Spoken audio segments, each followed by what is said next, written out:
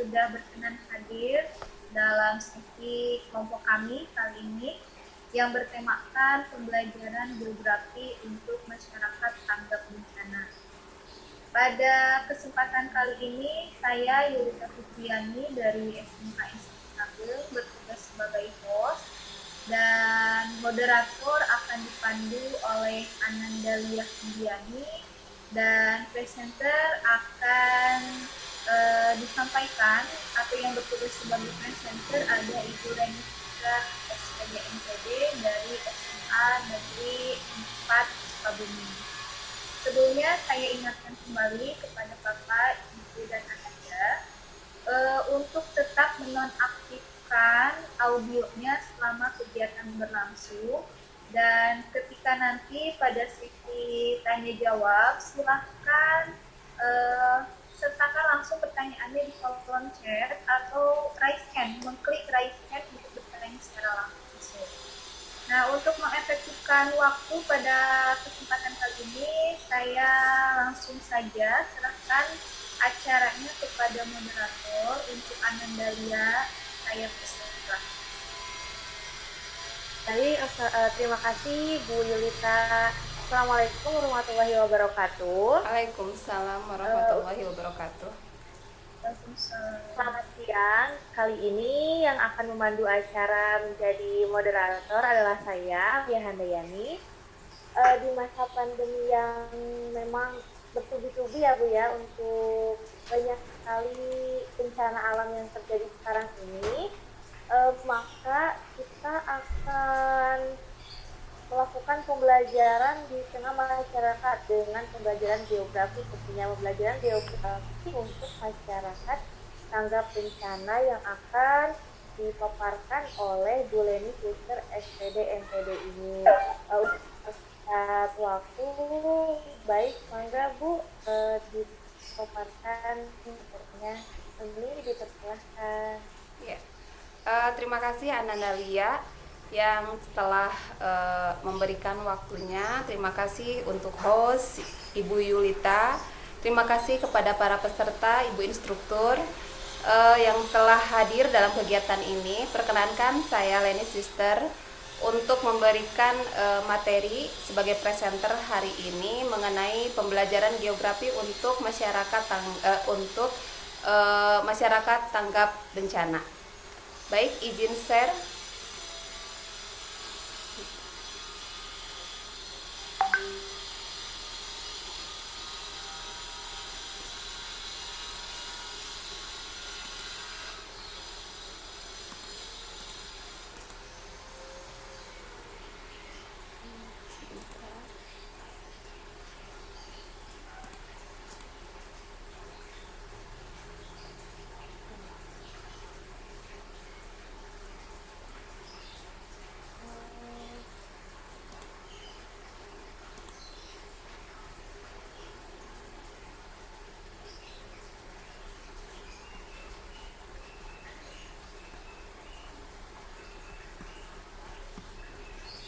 Sudah ada PowerPoint-nya?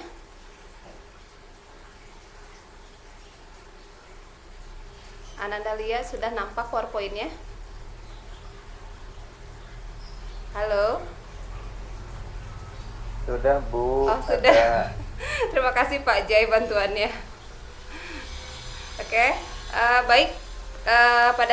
Pada kesempatan kali ini saya akan mengangkat materi tentang pembelajaran geografi untuk masyarakat tanggap bencana. Kenapa saya mengangkat tentang materi ini? Karena dirasa pada kesempatan ini kita sedang mengalami salah satu bencana, diantaranya adalah bencana non alam yaitu pandemi, disertai juga dengan bencana alam yang negara kita alami sekarang ini.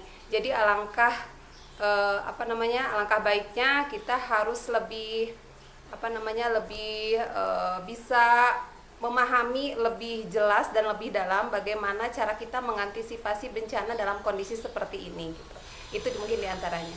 Apa sih pembelajaran geografi itu? Isinya apa saja sih? Sebetulnya pembelajaran geografi itu pembelajaran yang faktual gitu ya, yang nyata, yang kita alami setiap hari gitu, karena memang semuanya itu berhubungan dengan manusia, lingkungan, dan wilayah yang ada di sekitarnya gitu. Jadi memang kondisi di bumi itu kita semua sangat mengalaminya gitu. Itulah geografi gitu. Kita belajar dari beberapa para ahli pengertian geografi. Pengertian geografi itu diantaranya ada berdasarkan IGI. IGI itu adalah Ikatan Geografi Indonesia yang melakukan seminar umum di Semarang sekitar tahun 1988, dan merumuskan dari beberapa tokoh bahwa geografi itu pada intinya adalah ilmu yang mempelajari persamaan dan perbedaan fenomena geosfer dilihat dari sudut pandang ke lingkungan dan kewilayahan dalam konteks keruangan gitu. Jadi apa yang terjadi di satu lingkungan, di suatu wilayah gitu ya, dalam satu ruang gitu. Ruang itu dalam arti di sini dalam satu tempat gitu ya. Jadi itu semuanya terjadi karena adanya fenomena geosfer. Apa sih fenomena geosfer gitu ya? Fenomena geosfer ini adalah fenomena yang berada di antara lapisan-lapisan bumi, mulai dari atmosfer, ya, hidrosfer, biosfer gitu. Terus antroposfer, itulah lapisan-lapisan yang sangat berhubungan secara nyata dengan manusia pada umumnya ya. Yang kedua, menurut karakter, bahwa geografi itu adalah telaah mengenai bumi sebagai suatu tempat hidup manusia. Jadi apa yang diutarakan oleh Ritter ini, bahwa apa yang terjadi di bumi ini semuanya sangat berhubungan dengan manusia. Apakah itu kondisinya baik atau tidak, rusak atau tidaknya bumi, itu tergantung dari tingkah laku manusianya. Itu menurut karakter. Yang kedua, menurut Lobeck ya, bahwa hubungan antara kehidupan dengan lingkungan ini sangat betul sekali.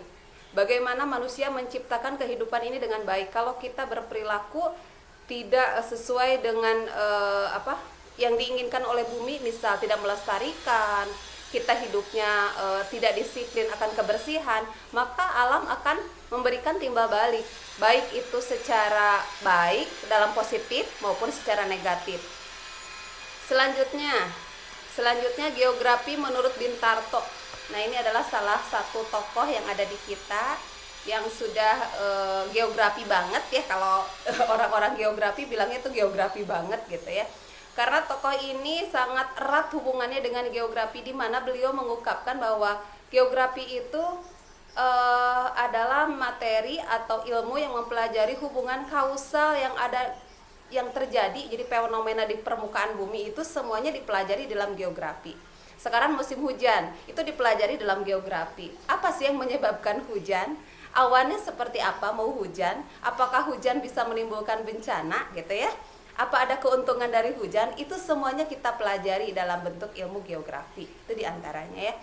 Yang terakhir menurut Ferdinand. Nah, kalau menurut Ferdinand itu bahwa sifat-sifat di permukaan bumi ini sangat berhubungan dengan gejala yang ada di permukaan bumi. Misal, kalau misalkan lerengnya itu, kalau misalkan ada tanah yang berada di teping lereng, jangan kaget kalau sewaktu-waktu bisa terjadi longsor. Karena sifat-sifatnya itu berarti mempengaruhi sifat-sifat tanah, stabil atau tidak gitu ya.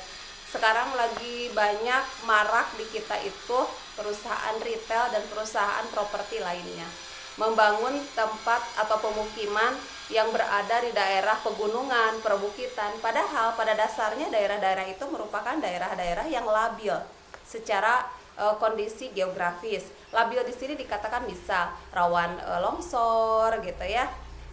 Terus misalkan pergerakan tanah gitu. Nah, itu diantaranya daerah-daerah. Nah, kita sebagai manusia, sebagai konsumen juga harus pandai-pandai bagaimana kita bisa memilih tempat-tempat yang layak untuk kita jadikan tempat kita hidup gitu ya, berteduh, agar kita aman dari berbagai bencana. Nah, ini mungkin yang akan saya angkat kali ini ya. Nah, berhubungan dengan geosfer. Nah, ini adalah lapisan-lapisan geosfer.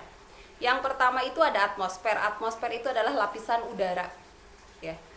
Udara mah nggak tahu katanya ya, kalau orang awam nggak ngerti lapisan-lapisan udara teh kayak apa. Udara pokoknya satu aja. Padahal pada dasarnya udara itu memiliki lapisan.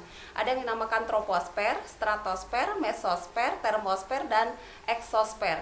Nah, yang kita rasakan secara nyata itu, yang kita tempat hidup kita itu ada di lapisan troposfer, di mana terjadinya gejala cuaca seperti angin, misalkan terus petir, hujan. Nah, itu ada di lapisan pertama, yaitu lapisan troposfer. Yang kedua, kita sering mengenal lapisan ozon. Nah, lapisan ozon itu merupakan salah satu lapisan pelindung dari kita untuk mendapatkan sinar matahari. Itu ada di lapisan yang kedua, yaitu lapisan stratosfer. Yang ketiga itu ada lapisan disebut lapisan meteor ya, padahal lapisannya disebut adalah mesosfer. Kenapa disebut lapisan meteor? Karena di sanalah tempat terjadinya pembakaran meteor.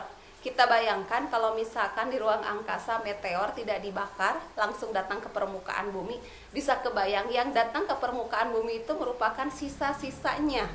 Tetapi bisa merusak beberapa bagian, seperti di California pernah ada lubang besar ya, black hole gitu, lubang besar berdiameter besar, itu menghancurkan hampir beberapa ratus meter dan beberapa rumah. Itu sisanya, sisa pembakaran. Bayangkan kalau meteornya tidak dibakar, langsung datang ke sini, kayaknya terjadi kehancuran yang sangat besar ya. Yang keempat ada termosfer dan ionosfer. Kita sering gelombang frekuensi radio ya. Nah, itu ada di lapisan termosfer dan ionosfer. Yang terakhir adalah lapisan eksosfer.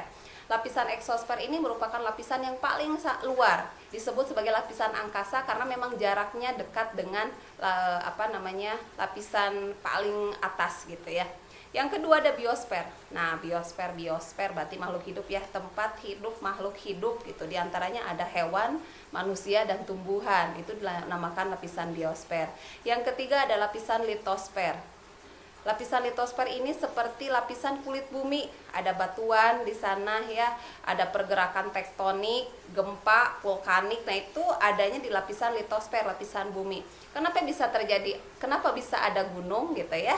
Kenapa bisa terjadi gempa? Bisa terjadi tsunami? Itu gejala-gejalanya ada di lapisan ini, lapisan litosfer. Yang keempat hidrosfer. Nah, kalau hidrosfer itu lapisan air ya. Lapisan air di sini, airnya itu air tanah dan air laut.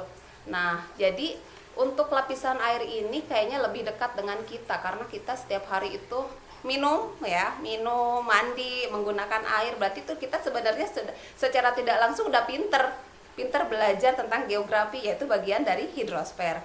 Nah, yang terakhir yang membahas diri kita sendiri adalah lapisan antroposfer, di mana pada lapisan ini yang dibahas di sini atau yang ditekankan di sini adalah bagaimana pergerakan manusia, mulai dari mobilitas, yang mobilitas itu pergerakan manusia, terus kepadatan, pertumbuhan, laju pertumbuhan. Nah, itu ada di lapisan antroposfer. Selanjutnya, nah, apa sih hubungannya geografi dengan bencana? Ujug-ujug ada geografi aja dengan bencana gitu ya. Karena bencana ini merupakan bagian dari bentukan-bentukan hasil hubungan antara tingkah laku manusia dengan lingkungan. Bencana ini adalah atau reaksi dari bumi yang ditimbulkan oleh gerak-gerik atau fenomena yang dilakukan oleh makhluk hidup, terutama manusia ya. Kalau menurut saya yang lain tidak, makhluk-makhluk yang lain seperti hewan dan tumbuhan tidak berdampak begitu besar. Tetapi yang banyak menimbulkan bencana adalah manusia. Misal mendirikan bangunan di lereng, terjadi longsor. Terus melakukan pertambangan liar, ya, misalkan dibom, gitu ya, terjadi gempa, terjadi runtuhan, itu diantaranya. Selanjutnya, misal buang sampah sembarangan, gitu ya, buang sampah sembarangan, akhirnya menyumbat dan membuat sedimentasi pada sungai, akhirnya terjadi banjir bandang atau banjir di sekitar lingkungan sungai. Nah, itu diantaranya ya. Jadi sangat erat hubungannya pembelajaran geografi itu dengan bencana. Itu diantaranya. Selanjutnya, nah, setelah kita tahu pasti ada bencana, kita harus paham tentang mitigasi bencana. Bagaimana kita menyelamatkan diri, mengetahui tentang bencana, dan apa yang harus kita lakukan ketika bencana, itu dinamakan mitigasi bencana. Jadi serangkaian upaya untuk mengurangi resiko bencana. baik melalui pembangunan fisik maupun penyadaran peningkatan kemampuan menghadapi ancaman bencana. Jadi di sini masyarakat dituntut untuk bisa menyelamatkan diri, membantu orang lain, menyiapkan serta terbiasa dengan bencana gitu. Jadi akhirnya masyarakat bisa bisa menimbang resiko yang terjadi pada saat bencana.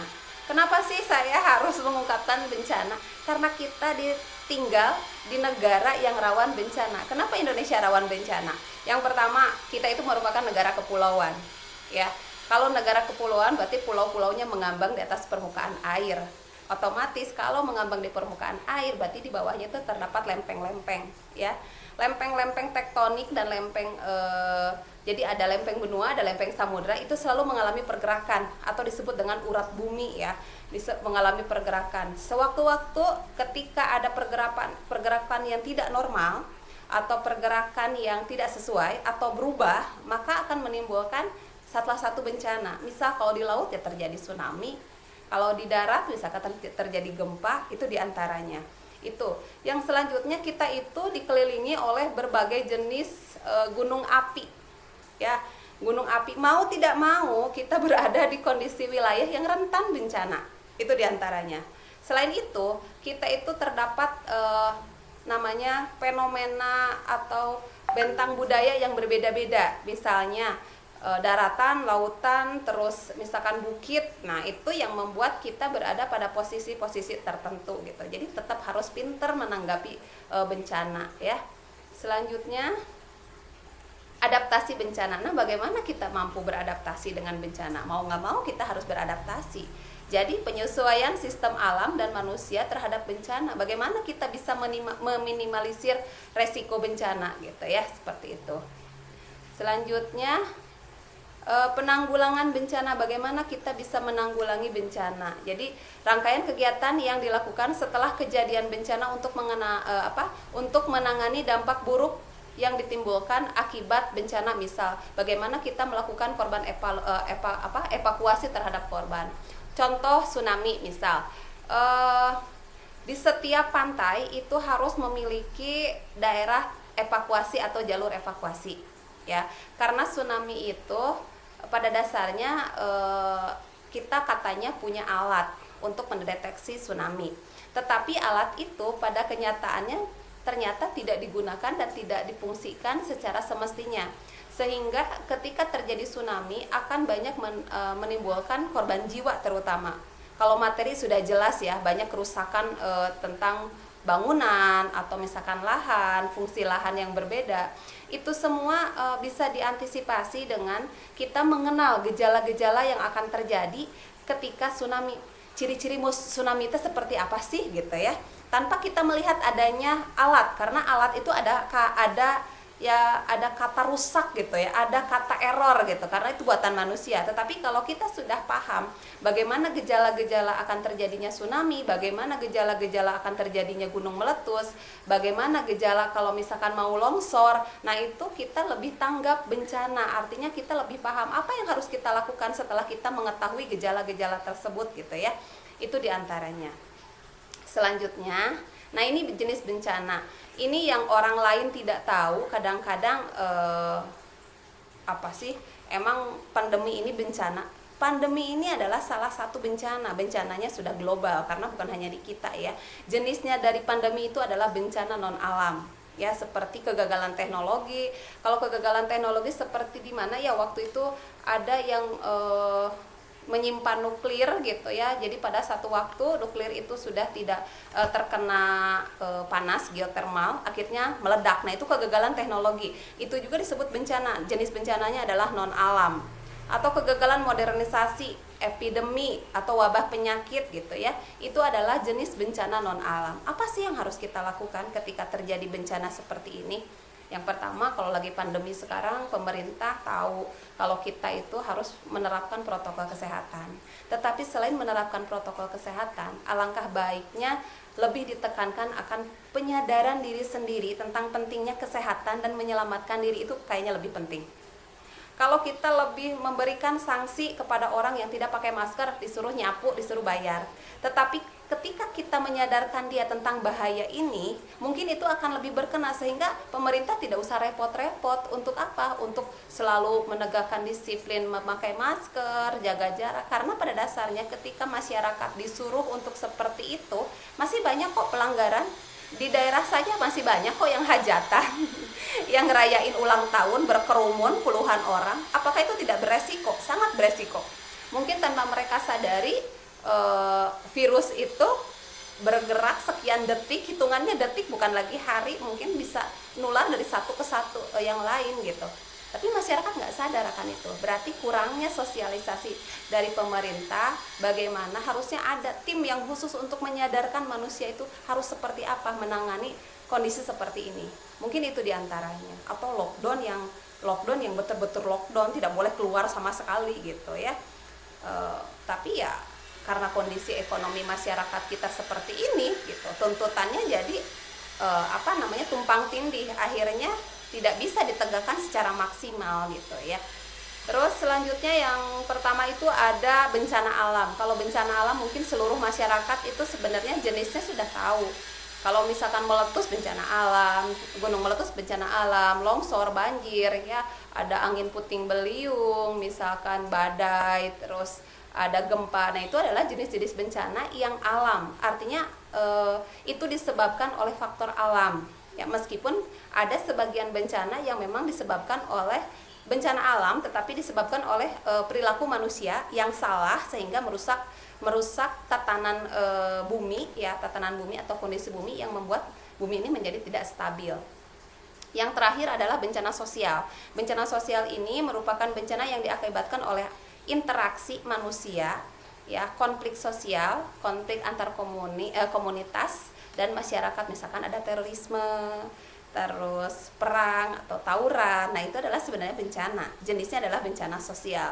Ini juga mungkin susah ya kalau di kita, apalagi di Jakarta sekarang banyak sekali yang tawuran-tawuran ya antar kampung. Nah, itu adalah jenis bencana sosial. Jadi harus diantisipasinya juga secara sosial. Selanjutnya, nah ini kenapa sih di Indonesia gitu ya? Kenapa sih tadi sudah disinggung sebetulnya? Karena Indonesia ini memiliki selain Indonesia itu memiliki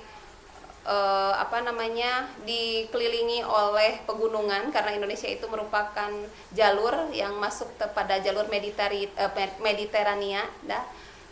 Jadi pegunungan muda dan jalur Mediterania itu kita ada di sana gitu. Makanya disebut sebagai Ring of Fire gitu.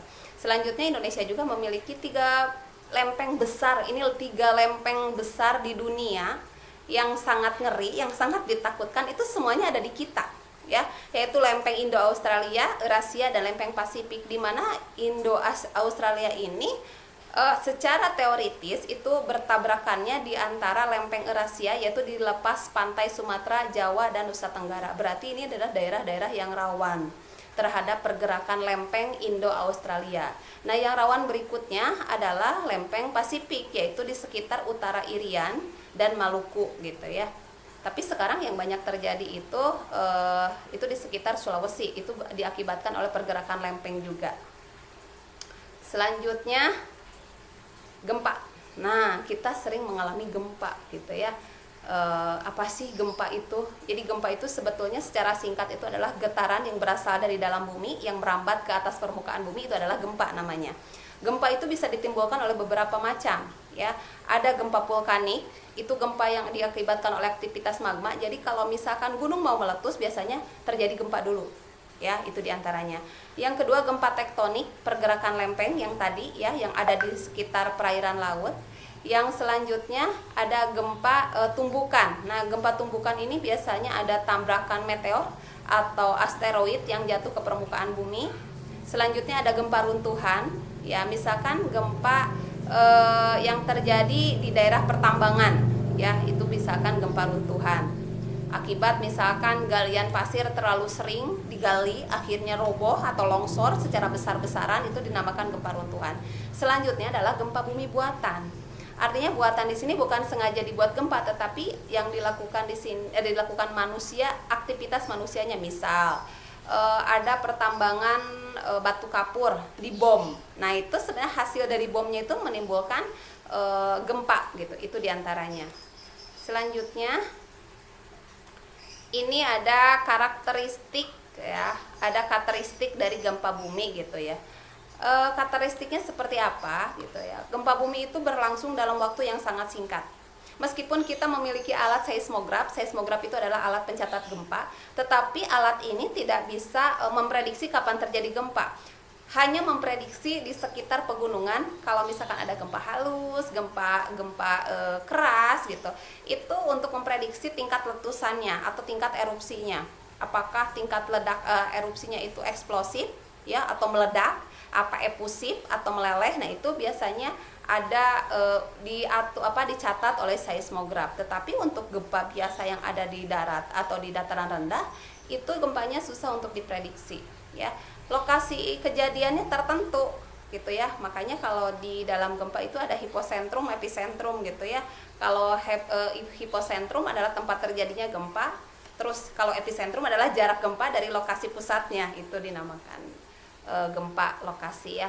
Akibatnya dapat menimbulkan bencana jelas, karena setiap gempa itu pasti ada kerusakan, tapi tergantung juga dari berapa kekuatan gempanya gitu ya, berapa skala Richter. Kalau sekarang kan orang-orang sebenarnya udah pada paham tentang gempa.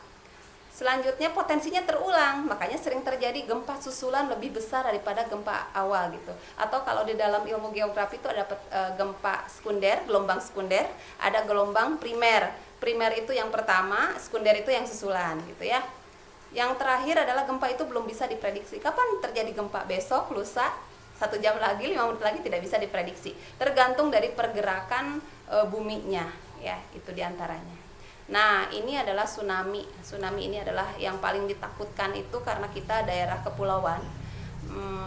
Paling besar itu adalah tsunami ya, yang paling ditakutkan karena biasanya tsunami ini bisa menggantikan populasi. Populasinya di sini populasi manusia, populasi tumbuhan, populasi binatang gitu. Karena untuk penyelamatan dirinya itu sangat minim. Tetapi kalau misalkan masyarakat sudah paham tentang mitigasi akan tsunami, maka akan mengurangi resiko bencananya itu akan lebih sedikit lagi gitu ya. Nah, ini ada gejala-gejala tsunami.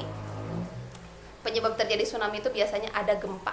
Jadi kalau kita main ke pantai terus ada gempa, segeralah menyelamatkan diri walaupun itu tidak akan terjadi tsunami ya. Selanjutnya misalkan tiba-tiba air lautnya itu surut yang sangat tajam, ujuk-ujuk gitu ya. Padahal misalkan waktu sore itu atau dari siang ke sore itu biasanya pasang, tetapi ini surut. Nah, itu patut untuk kita waspada. Selanjutnya ada suara gemuruh yang berasal dari bawah laut gitu ya. Itu atau tiba-tiba air laut naik gitu ya, pasang secara tiba-tiba. Atau misalkan terjadi longsor, ada tebing-tebing terus longsor, itu juga bisa menimbulkan tsunami.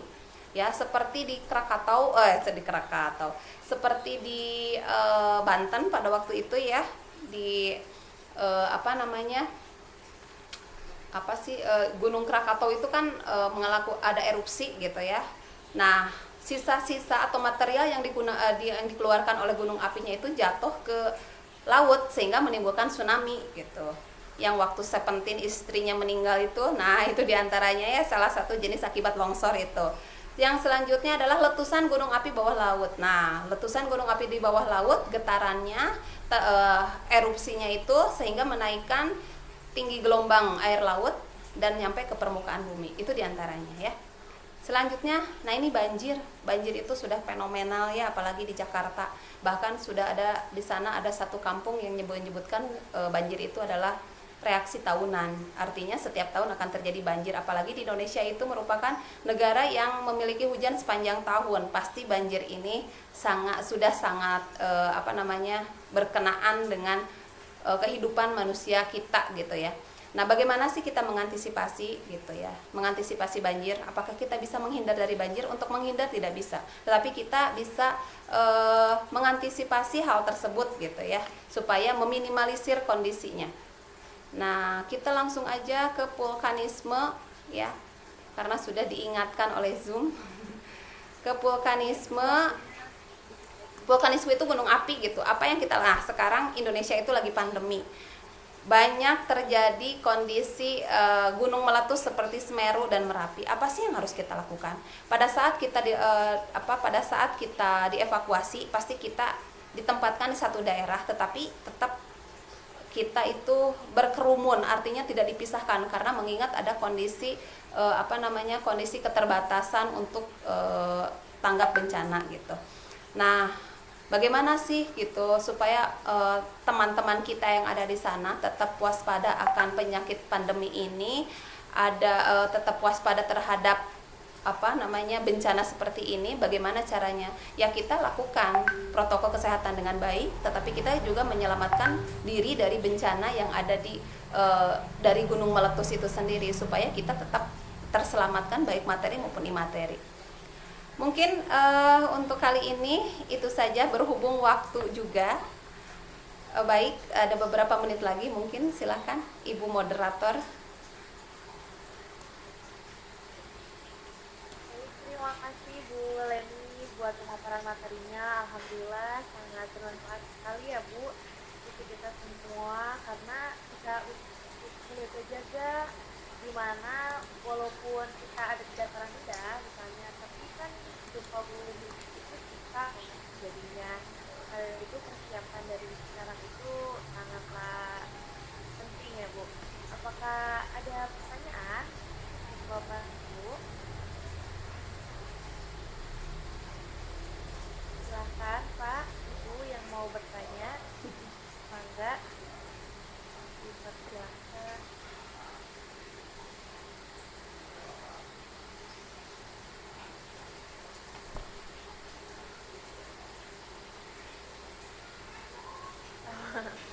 Belum mungkin ya. Ada yang mau Ya, jadi kalau misalkan kondisi bencana seperti ini, jadi bentrok ya antara bencana alam dengan bencana non alam gitu. Kita juga bingung gitu karena memang masyarakat di sekitar juga kan sebenarnya belum paham sekali tentang kejadian-kejadian bencana ini. Jadi makanya gitu pentingnya belajar geografi itu di sana, bagaimana mereka bisa meminimalisir kondisi seperti ini gitu agar tidak terjadi bencana yang terus-menerus gitu. agar kesiapsiagaannya selalu ada ya Bu ya? Ya betul gitu. Ya mau nggak mau karena kita kan negara yang rentan bencana ya, jadi mau nggak mau kita harus siap dengan kondisi seperti ini. Ya. Ternyata ada yang bertanya. Atau mungkin pemahamannya sudah paham apa yang boleh disampaikan. Mudah-mudahan. Atau mungkin nggak ngerti.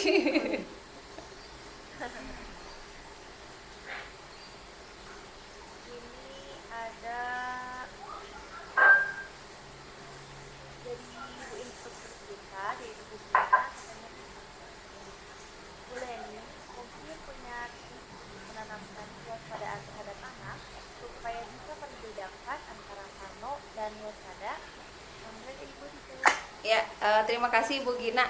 Kalau parno jadi itu kan psikis kita ya.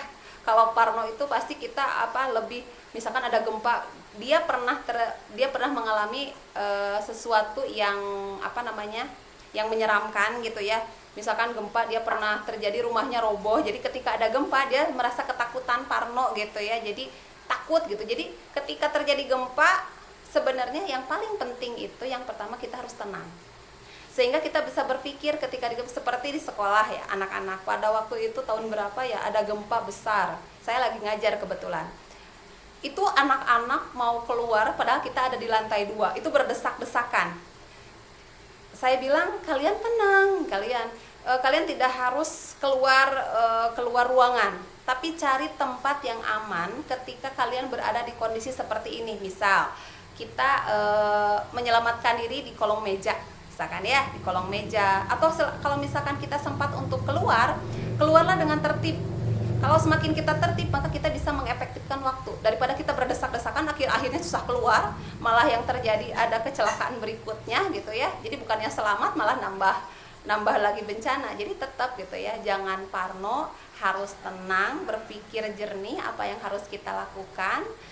Yang diutamakan menyelamatkan diri dulu, setelah kita selamat dan bisa membantu orang lain, lakukan. Jadi jangan dulu kita, aduh kasihan nih pacar saya atau kasihan nih gitu. Kita selamatkan diri dulu sendiri. Setelah kita dinyatakan aman gitu ya, aman dalam kondisi itu, ambil saudara kita, anak kita, suami kita gitu, atau pacar kita gitu, diambil dan ikut diselamatkan gitu. Jadi kalau misalkan setiap individu berpikir seperti itu menurut saya akan mengurangi tingkat resiko bencananya gitu, akan sangat terkurangi. Jadi kalau misalkan seluruh keluarga kita paham ketika ada terjadi bencana seperti itu, semuanya tenang, maka kita tidak usah memikirkan orang lain karena semuanya sudah paham. Jadi kita selamat semuanya gitu. Itu menurut saya Bu Gina. Mohon maaf jika ada kekeliruan.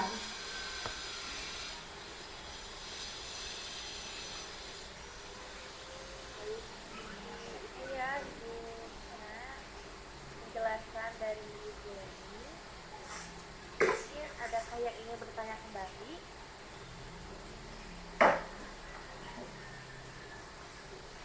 Jika tidak, berhubung dengan waktu, maka dari itu saya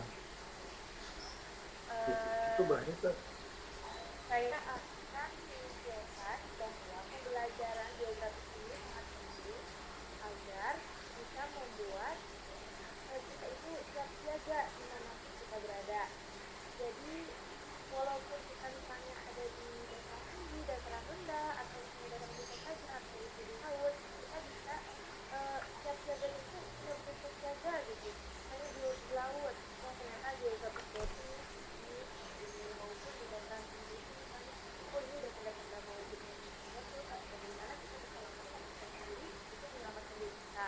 Jadi seperti itu ya Ibu, terima kasih untuk yang sudah hadir di webinar kali ini.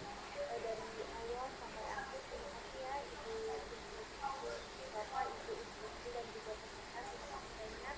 Saya persilahkan kembali kepada Ibu Leni. Ya, terima kasih Anandalia dan Ibu Leni, sangat bermanfaat sekali pemaparan materinya. Luar biasa. Setelah sekian lama saya mulai belajar lagi geografi ya. Sudah lama sekali tidak belajar geografi dan alhamdulillah berkat Ibu Leni saya kembali mendengar istilah-istilah dari geografi ini gitu ya Bu. Terima kasih. Terima kasih juga untuk para peserta yang sudah berkenan hadir dari awal sampai akhir. Terima kasih yang setia mendengarkan pemaparan dari kelompok kami, dan juga terima kasih untuk gestur yang sudah hadir. Semoga pada kesempatan kali ini temanya yang memang cukup bermanfaat ya bagi saya, dan semoga juga bermanfaat untuk kita semua. Itu mungkin. Terima kasih dari kelompok kami. Saya tutup acaranya. Wassalamualaikum warahmatullahi wabarakatuh. Waalaikumsalam warahmatullahi wabarakatuh. Terima kasih semuanya.